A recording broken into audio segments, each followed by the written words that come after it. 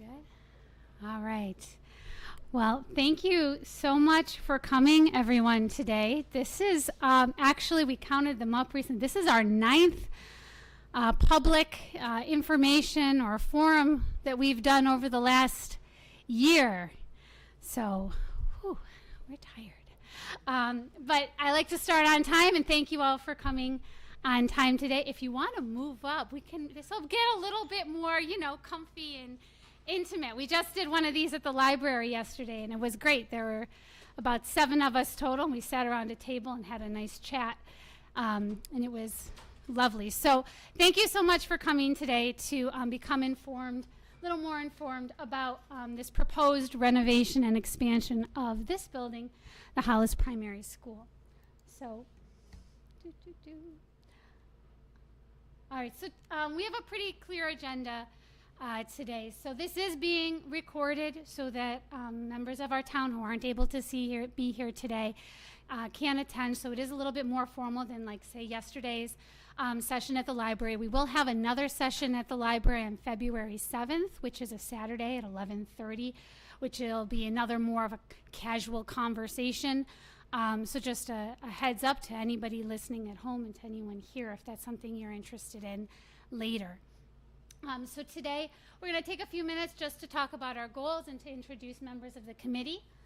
Then we have a presentation that will probably be more like 20 minutes, but we're kind of putting aside 25. And then until 4:30 we can do question and answers. And if anyone afterwards really feels like they would benefit from having a tour, Ms. Bizbicki and I are willing to do that and walk you through and answer your questions as we do that. Okay? So the purpose of today is really we're going to talk about the history of this enrollment crisis that we're currently experiencing and how the enrollment committee has been working to address this over the last 2 years. We're going to talk about the varied impacts of increased enrollment on the school and on our town in general, ways that you can better inform yourself on the issue going forward, leading up to the vote, and the important dates for the public hearing and, of course, the annual meeting. So our committee is composed of members of the community, and from the school administration. So I'm Ann Wake-DePasquale. I'm the chair of the enrollment committee. I am a representative of the town on the Hollis School Board. We have, of course, our superintendent, Gina Bergsog, our principal of the Hollis Primary School, Mrs. Paula Zbicki. We have our teacher representative, Ellen Rusunger. We have Mike Levitt, who is here. He is on our town budget committee and on the town planning committee as well. He also substitutes at the co-op in the Brookline High School and Middle School. So, Mr., you're not anymore? Oh, you're done there? I've seen him there before. He's all over helping out. Not present today, though very instrumental over the last 2 years, has also been Julia Piskorski. She is our parent representative. She has children both at this school and at Hollis Upper Elementary School. We have Lance Finnemore. He is our facilities director and knows these buildings inside and out and everything that's been done to them. Raphael Zach is also a school board member, and he's the alternate for the enrollment committee, and he's on the budget committee, and he and I have constant communication so that accurate information is reported to our budget committee. And Brad Prescott is normally in attendance. He is from Banwell Architects. All of our consultants were present for our December 4th forum, and that presentation is available online as well as the live recording if you are interested. They are not able to be here today, but they will be here at the annual meeting. So a brief history. This is a very cursory overview. The reason you see that there's a hyperlink on a brief history is so that when this goes up, people can access that document easily. We have a document posted on our enrollment committee website that really takes you through what we've been doing since the beginning so that anyone can easily go to our meeting minutes to get more information. So prior to 2023, in the wake of the COVID pandemic, the Hollis School Board noticed that there was some increasing enrollment, and there was the question of, is this a bubble or is this a trend, which really needed to be determined before any action could take place. By the fall of 23, it was determined this is a trend. This doesn't seem to be going away. We need to study this. So the enrollment committee was formed in January of 2024, and it was charged with studying the impacts of increased enrollment and coming up with solutions to address the problems that were created by an increased population. Our first problem that we identified that we needed to work on after making a list of all of the challenges that Mrs. Bickey has been facing for years now was that we realized that we had a 3-classroom deficit for fiscal year 25. So that first spring that we were together, after touring both buildings, after assessing all of our issues, we decided that's what we needed to focus on. And that was when we converted what was a huge library to 3 classrooms. And we moved our library over here to what was a kindergarten classroom. After that, from August to December, we really dove into the data, really thought about what is going on here, what are major issues, and a huge issue is this room right here, which you'll learn more about shortly. And after consulting with some architects, an architect that we had worked with on multiple projects in the past, and some engineers, we determined, we really need to renovate this building and expand it. And that was when we put together warrant Article 6 that was voted on at the annual meeting last year and approved. And that was $164,400. That was for hiring consultants to come up with the designs for a pre-bond designs. We've done exactly that since then.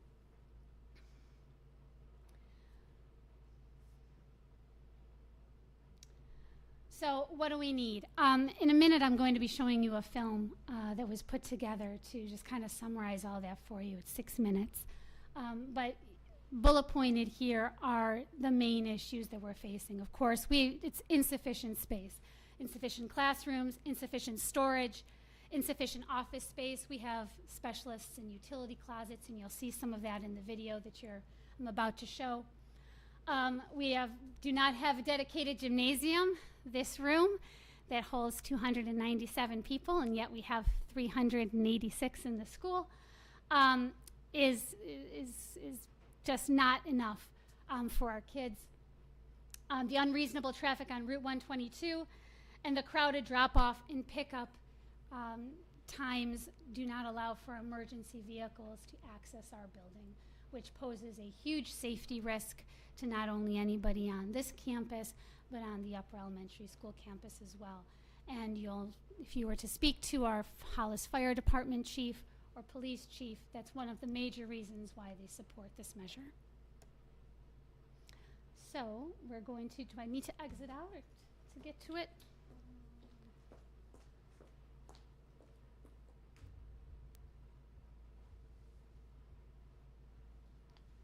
Perfect. So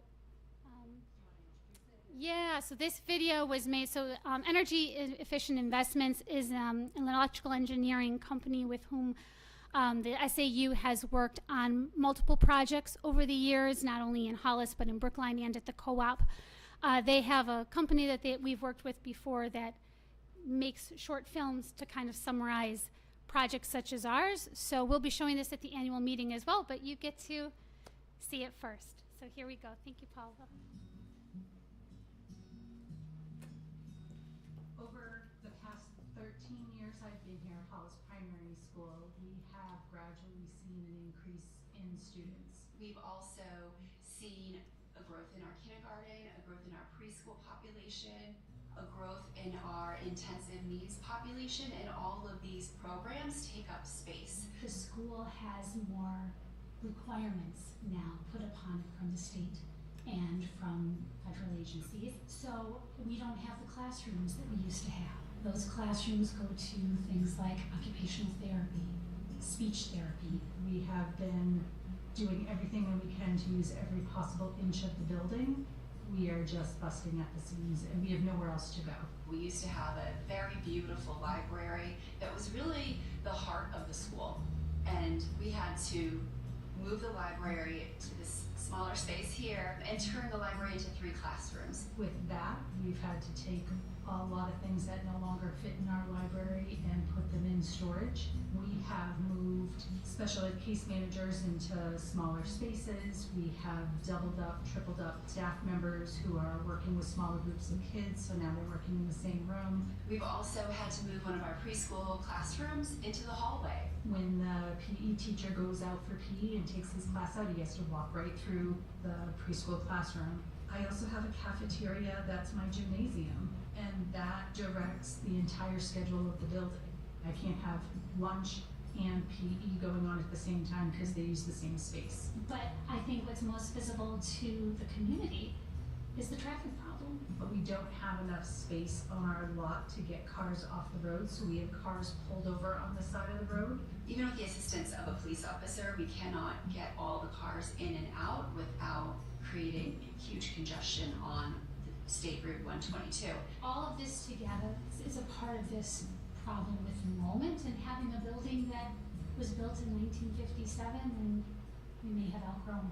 We put together a enrollment committee to really study what are alternative solutions other than the obvious of just increasing space in the primary school. We went through every single space, including the bathrooms, to see what the use was and what we could use it for. We talked to the principal and the staff members at the Hollis Upper Elementary School, and we explored the possibility of moving the 3rd grade to that building. We studied quite a few options, but unfortunately we're limited with where we can place kindergarten and 1st grade. They have to be on the 1st floor. So it doesn't matter what we do to grade levels that are on a 2nd floor, that doesn't open up space on the 1st floor. So before we ever even looked at any floor plans or drew any pretty pictures, the first thing we did was catalog every single space in the building and really identify, okay, how many students are going to be using each one of those easy busy spaces and what sizes those really needed to be to address the curriculum.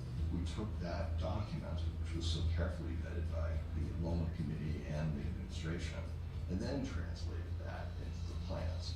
The proposed gym can fit a middle school basketball court. We have a panelized movable partition that goes down the middle of it. We can have a lunch in the cafeteria on one side, and on the other half we can have physical education. It just makes for a building schedule based on academic needs and not a building schedule based on when I can have lunch. This project also has thoroughly examined better ways to fit more cars on the property and off of the street to allow for better flow of traffic. I'm excited about our music teacher having the space that she will need. I'm excited about our PE teacher having the space he will need. I'm excited about inviting our community into our multi-purpose room where I can say, we're having a Veterans Day assembly, please come. So we've done a lot of work in this building, put solar panels on, HVAC work. But for the most part, the actual shape of the building and the size of the building have not been altered since 1976, I believe. That's what makes this project unique, because now we're going to be addressing enrollment needs and projections to really right-size the building, looking toward the future. We have done everything that we can to use every possible space in here. We have cleared out closets to make them offices. We have moved people in with other people to make sure that we are using our space as we can. We understand that a lot has been asked of the town of Hollis.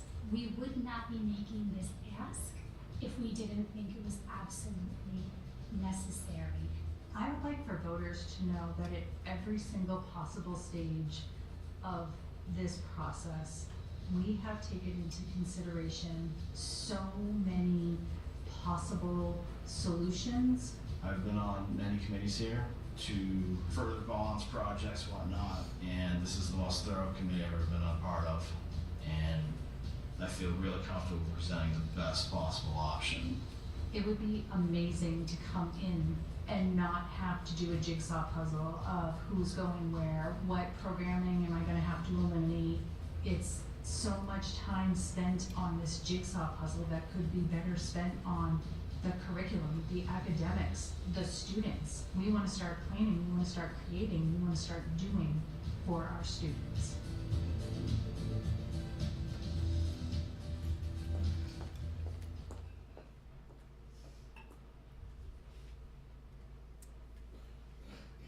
So the first thing I want to do is correct 2 dates. So the building was not built in 1957. I'm sorry, it was built in 1952. 1957 was actually when the first edition went on it. And the last edition wasn't 1976, it was 1987. So want to make sure that that gets out there. When we were, so Brad and I misspoke. Apologize for that.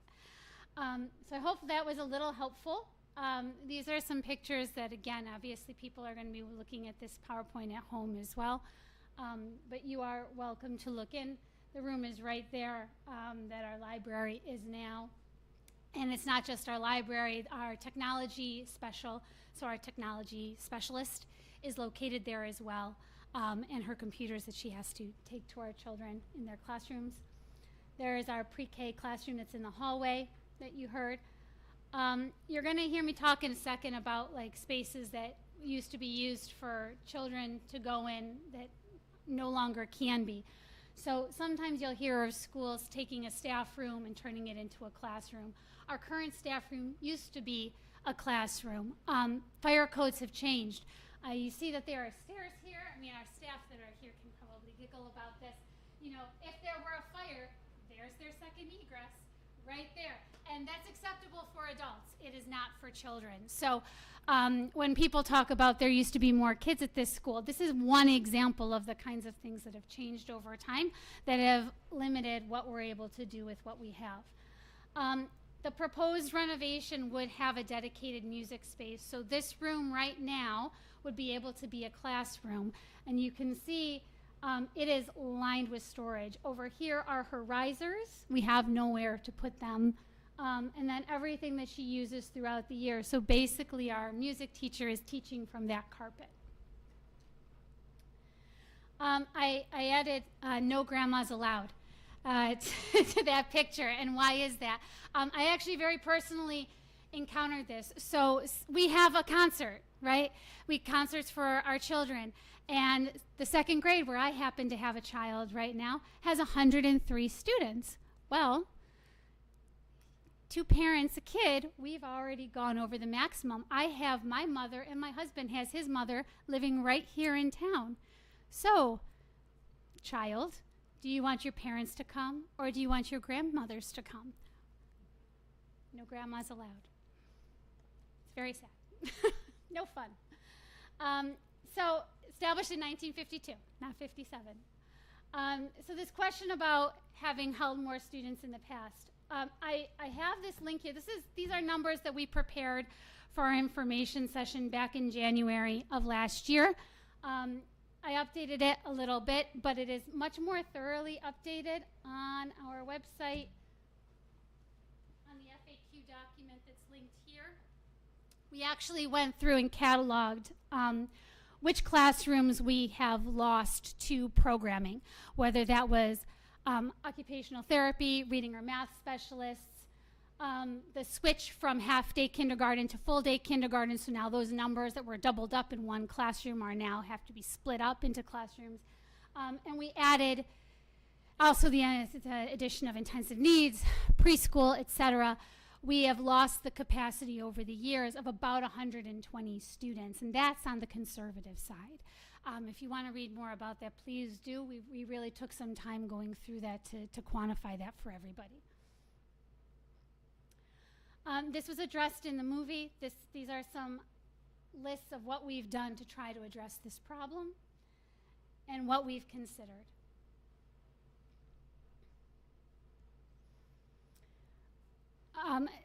Some of you might want to know, what are we getting out of this? As far as actual numbers of classrooms being added, there are 5 classrooms being added, but you have to keep in mind that, with the wing of the specialists, we're also going to be getting back that music room and the art room that are currently in the building that can now be housed for classroom space. We're going to be getting a performance stage. We'll finally get that library with appropriate storage, and a gymnasium, cafeteria, multi-purpose room that's appropriate for the amount of students that we have. The warrant article that we're presenting is $19.38 million. I know that's a lot of money, and I know one of the questions is, how is that going to impact our taxes? That is answered at the public hearing. We cannot give you that answer now. That's determined by the Budget Committee, and that's also dependent upon whether we go with amortizing the bond over 20, 25, or 29 years. The Hollis School Board is promoting 25 years, but that will be discussed further at the public hearing with the Budget Committee, and that will be, as it says here, on February 10th at 6:30 in Town Hall. To stay informed, we really hope that you go to our committee pages. Again, this PowerPoint is going to be posted. All of these hyperlinks are there. The brief history document has a lot of hyperlinks on it that just makes it very easy to find all the information that you want. And we are all very accessible, and we're happy to answer your questions via email. So that brings us to our question and answer. We have, obviously, Superintendent Berksog. We have our principal Isbicki, and myself will be happy to answer your questions. If anyone would like to begin.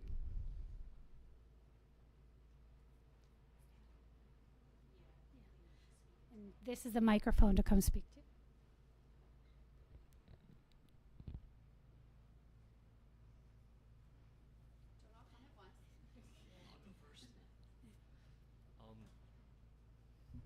Sorry, I just adjusted it too. Quick question.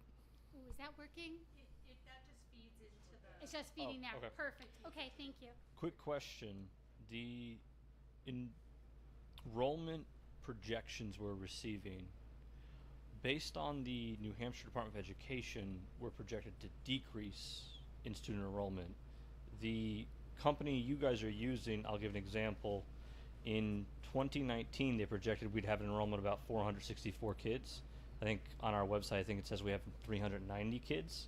Have we looked at the enrollment estimates from other sources that have conflicting viewpoints, or maybe balance those enrollments with other options? Absolutely. So certainly that's the first piece of this whole puzzle. We had to figure out if is this a bubble or not, and if not, what are we going to build to? Because I don't know about you, but I don't have a crystal ball. So trying to really figure that out. So we use NASDAQ. If you look back at the reports over the years, for the past 5 years, we've consistently exceeded the NASDAQ's projections for the past 5 years. So 2019 is beyond that. And every year we come in the fall and we have more students than just which was projected the year before. We also have developed our own internal projections that look at the 3 years, and that really looks at our actuals. What are we actually seeing coming in K1, 2, 3? And we use that as another source to balance out the NASDAQ projections. The New Hampshire projections are statewide, and statewide enrollment is decreasing. I don't know if they're all moving to Hollis, but but we are not seeing that decrease. The reason I ask is because I just pulled up the next year for 2020 for the, I forgot how you pronounce the acronym, it's the New England School Development Council. And again, they're projecting crazy numbers every year. For example, the academic year of 2024 to 2025, and this is what they projected 2020, they projected 453 students. I think we're at 390. It's still way above what we actually have. I would like to see if you guys had some other than the one that supports increased enrollment, do we have any other studies outside of the school and this one New England School Development Council that just shows increased enrollment every time? Sure. No, I'd have to look back. So I do have the actual report straight from NASDAQ published every year for the past decade. So I'm sorry, I didn't recently pull up the 2020 or the 2019 version. However, they do project for 10 years. We don't feel that that's a reliable source. There's so many variables, the economy, if there's a pandemic, that certainly impacts what we see. So we really only look at the next 5 years. As we said, we've been watching, and we've consistently over the past 5 years, our actuals are exceeding what we thought possible, regardless if we're looking at an increase or a decrease enrollment from projections. Just we are growing year after year, and we don't have space for our students. It's no longer feasible to say it's simply a bubble and we're going to have space the next year. I have yet to see projections that demonstrate a decrease in enrollment for Hollis.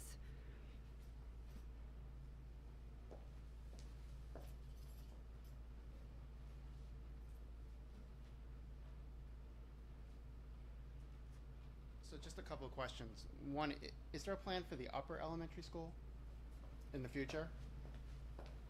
Two, Yep. How much of this building is going to stay?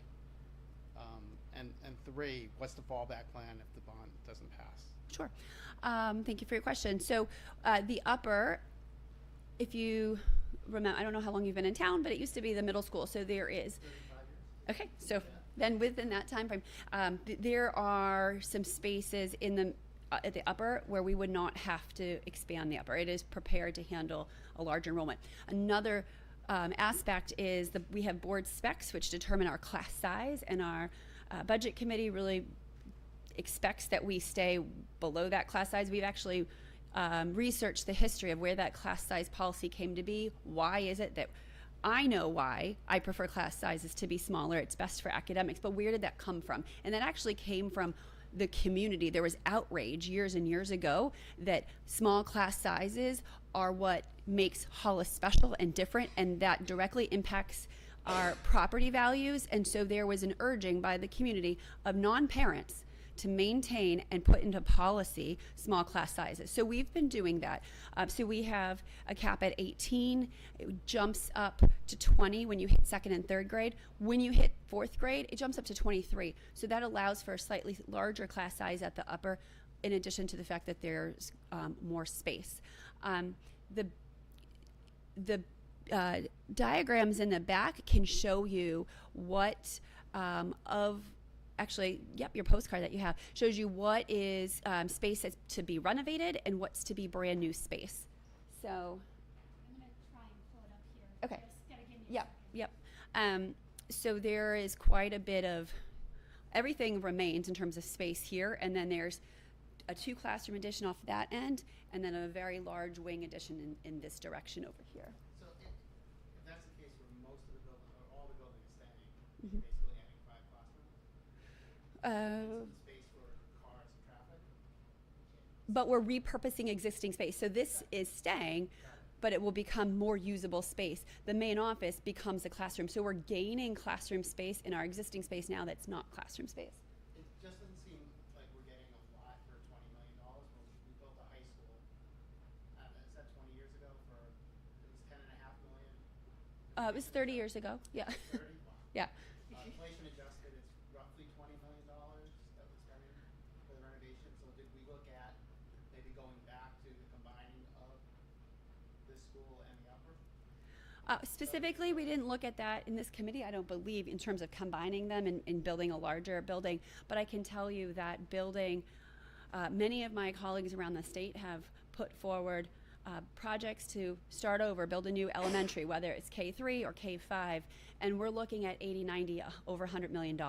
That did not seem like something we felt right about. We have a building with really good bones and structure, and we just needed to make some changes to it and then add on. So this was certainly the most cost-effective approach, giving us new space while also preserving and restructuring the existing space. It may not look a lot. It is over about 19,000. It's about 19,000 square feet of new construction and 12,500 square feet of renovation. So it actually is. It is a lot. Yeah. And then, was there a third question or you just had 2? What's Oh, so we will, We've heard a lot about, after we cry. yeah. that's assumed. So, you know, we have asked Principal Zbicki to rethink space every year now for the past 4 years, and, you know, she currently doesn't have an office. She and the other administrators cannot have confidential conversations with families, with each other, with students, because their office space is what used to really be a pass-through. It's like a hallway. She will continue to sacrifice and pick programs that can't exist as they currently are. That is certainly detrimental to the students, but that's what we would have to do. Have you guys looked at moving the pre-K and? Yep. Is there like a preschool as well? There's a preschool, yes. Preschool to like the upper elementary school. There are, yes, we've looked at all of that. That's all in the FAQ, and, or Paula, if you want to speak to that, you can, but yes, that was thoroughly investigated and deemed not in the best interest of the district. Oh, would you mind coming up just so that way your question will get on record? Yeah, you know what? Sorry. Yeah, we should have done that. I apologize. Just because that way anybody listening can hear. And maybe you already answered this and I missed it. How many students are triggering this whole thing? How many students are we building this for? Well, we're building this building will accommodate about 450 students and event spaces 480. Does that help? 450 students in classrooms, and the event spaces will be able to accommodate, like the multi-purpose room, for example, in the library, 480. I guess my question is, how many students would we have to lose to not have to do all of this? How many students trigger this whole construction? It's a difficult question to answer because, as we were saying before, with all the programming changes, we've lost a lot of classroom space because of things that we have to answer. I mean, do you have a better answer for this? To say what triggered this? Tip the scales,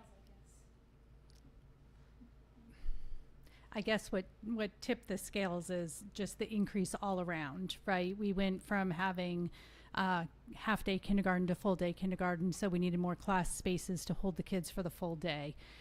We are increasing enrollment in preschool.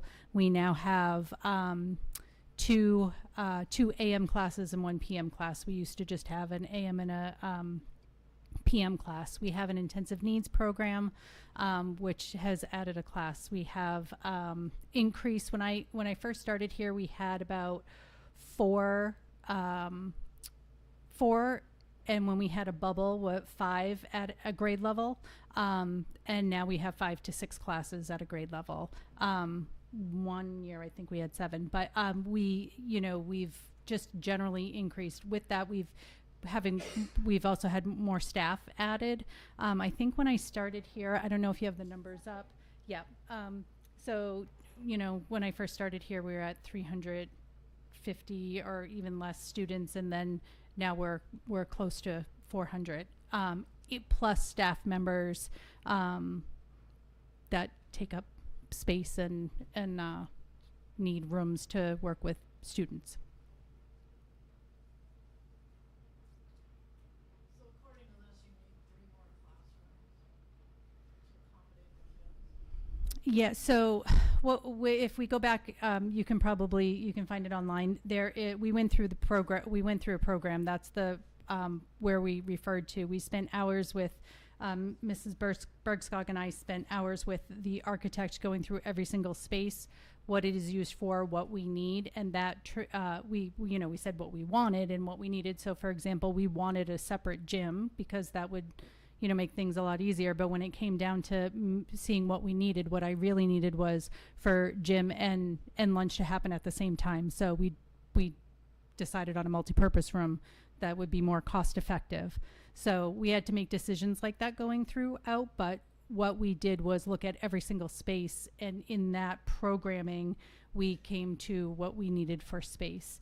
Knowing some of our limitations, like our classroom sizes, they're not all the same. We can't fit the same amount. There's certain specs that we have to meet in order to have kids in certain spaces and adults, so that all of those numbers matter, and every single classroom in this building is a different size, so they can't all be used for the same thing. And then we have the egress with preschool, kindergarten, first grade, where they cannot be placed on the top floor or the bottom floor. They have to be level, going out with a egress that is level to the building. So all of those decisions basically came back to what we need for space.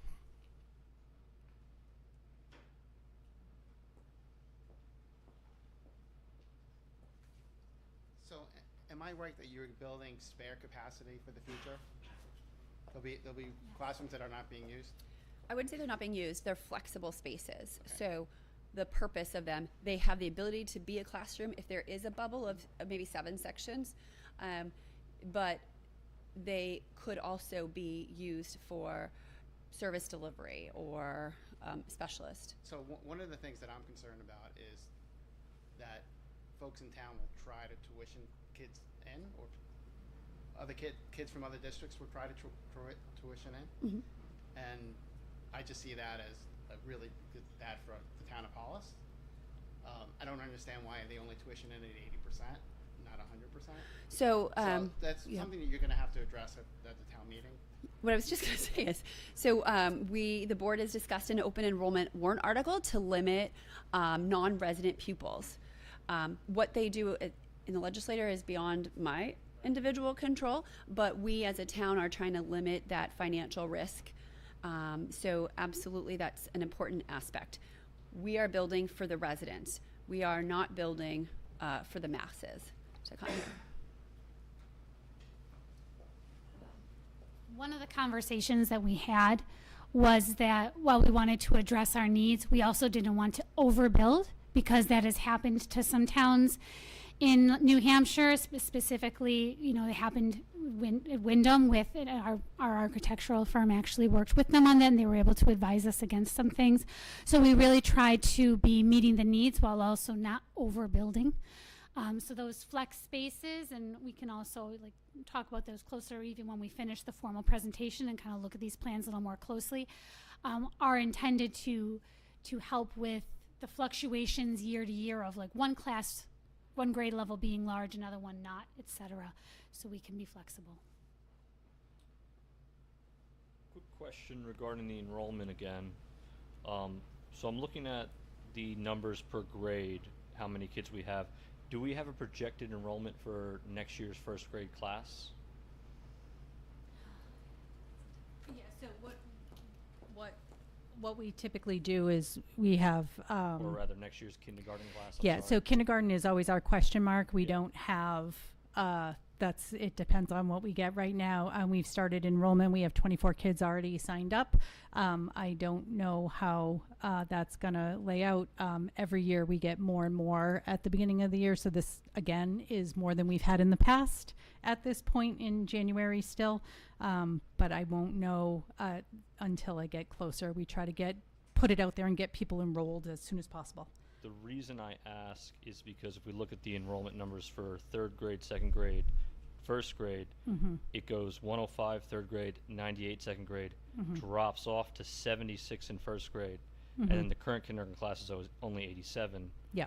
Which essentially, if we just move kindergarten, 1st grade, 2nd grade up one, that leaves us with a drop of enrollment of 18.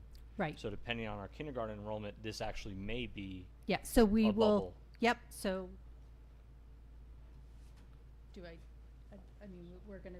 So we do there will be not as many 2nd grade classes as there are this year, which again we do that internally. I don't know if you want to. No, I'm not so much about the movement in classrooms, but Yeah. without the projected kindergarten enrollment for true. next year. Yep. So right now, if we just take the current grades that are in the school, move them all up one, we would have we'd be less 18 kids in enrollment without knowing the kindergarten data.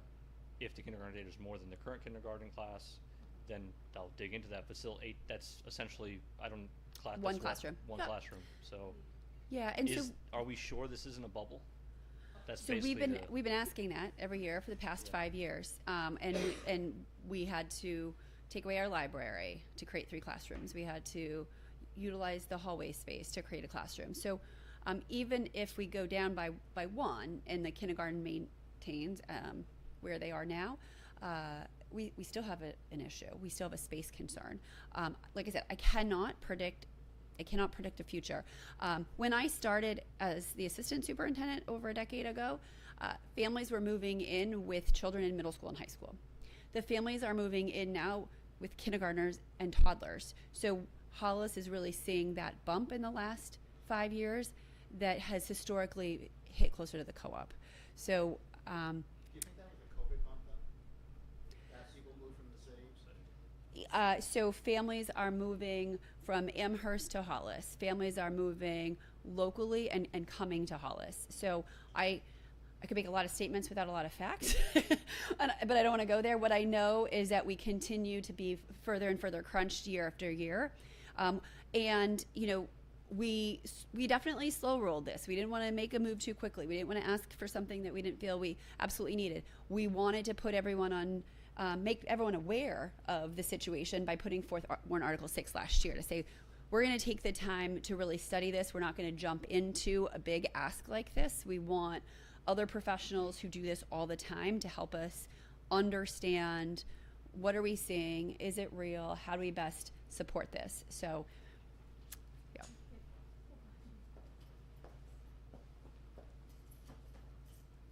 I've been here over 13 years, and every single year it's increased. We haven't had a decrease, and that's all I can say is that we've lived it. And I explain it to people as like a frog in boiling water. We've just been doing it for so long, and if you ask our staff, they know that we're in dire need right now.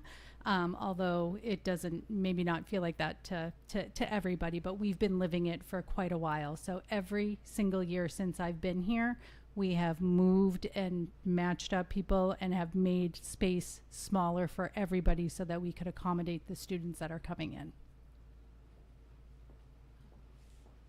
Something that's also noteworthy is that every year we see, with the exception of this past year with the 77 in first grade, there is typically a huge jump from the population of the kindergarten class to first grade. And there are multiple reasons for this, but among them, many families, kindergarten isn't required in New Hampshire, so many families keep their children home for kindergarten and start them for the first time in first grade. You also have families who do private kindergarten. They might keep them in the same institution they were in for pre-K through kindergarten, and they bring them here in first grade. This is a trend we have typically seen. And so kindergarten is typically smaller. We were caught off guard. Very concretely, we can tell you the story that we were caught off guard this summer, that the kindergarten that was being registered kept on increasing and increasing. We're like, oh no, what are we doing? In the summer, we had to make the decision to add another kindergarten classroom because we jumped up to 89, which gets us to our max for our 18 students per classroom, and we had to increase to 6 classrooms and hire another teacher. That caught us off guard. And so even though right now it look like, well, the kindergarten is smaller than the second and third grades, people keep registering and adding throughout grade to grade. And so we also have all of these unknowns that Mrs. Bickey juggles and deals with every year, as does her staff. So that's a key point of information to keep in mind too when looking at the enrollment numbers, if that helps.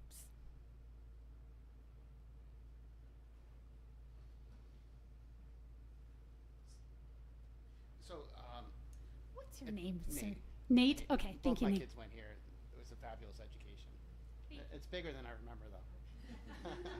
So, it's obvious you guys did a lot of hard work, took your time, and the town of Hollis is very, we believe in education, we spend a lot of money on it, but I think this ask is going to be too big for the town to swallow with the way things are kind of like going. So my advice to you, and the high school had taken the advice, have a plan B so that you don't have to wait 2 years to get what you need, or at least a piece of what you need.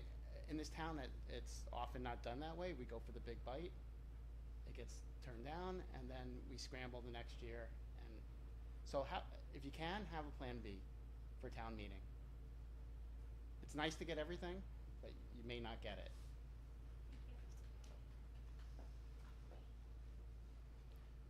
So respectfully, I will share that we don't, like, plan B is scrambling. If we had a plan B, we would have offered it. We really, we worked with our consultants that said, cut it, it's too much. There were a lot of aspects that were in original designs that are no longer here just because it didn't make sense to spend over $1 million on a vehicular bridge. While vehicular has become my favorite word, it just is like a roadway for a car. That seems like superfluous spending. So we really pushed pushed our engineers. I don't think they like our response all the time. You got to cut more. we know this is a big ask. We absolutely know that. But we also know, to your point, like when the high school was built, it was immediately too small. And so a plan B of a smaller addition seems disingenuous when we then would ask for more later. We want to build this for the next 30 years. We don't want to keep asking for more. I can't predict the enrollment with certainty, but I can share that in the last decade, as Principal Isbicki shared, we're not getting smaller. Our problems aren't going away. We are doing the absolute best we can, managing with a smile on our face, but I am hired to make decisions and make recommendations for what's right and best for kids, and that's what we're doing. So I appreciate that I'm a taxpayer too. I understand it's a big ask. I understand we ask a lot, especially in our small towns where everything is property taxes, and I absolutely respect that. But this is a need.